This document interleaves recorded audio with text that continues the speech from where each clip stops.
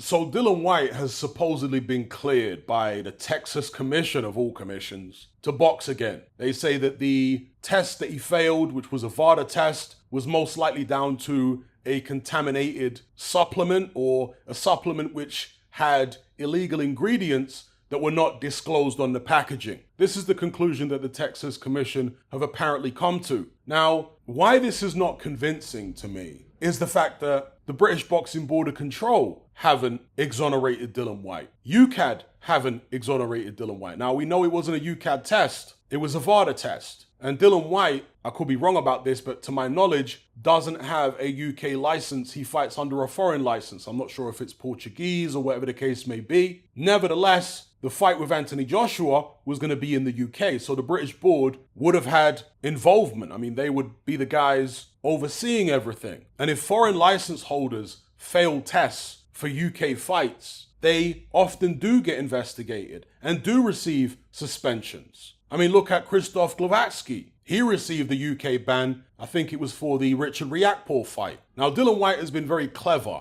to keep his head down and not make a big fuss and a big song and dance the way that Conor Benn did. Dillian Whyte is intelligent enough to know that doing that will backfire in terms of PR. He knows from previous experience failing tests that time is a great healer. Eventually, public attention will move on from your failed test and they'll start focusing on other things. And because there are so many failed tests in boxing, we've got to the stage now where boxing fans are often willing to forgive and forget. Not all boxing fans, of course, but a lot of them are. They're desensitized to these failed tests. And I have to say, I'm one of them. So if you play your cards right from a PR perspective, then it can work out okay for you. Dillian Whyte has done that, but when it comes to being able to fight again, at least in Britain, he hasn't done what he needs to do. Maybe he can't. Maybe he feels like the burden of proof is lower with the Texas Commission. Maybe he's got friends over there. I don't know. Does his trainer Buddy McGirt have the hookup? You tell me. Because Texas is a very random place for Dillian Whyte to get a boxing license. He's only fought in the US once, and that was in Nebraska. That was on a Terence Crawford undercard.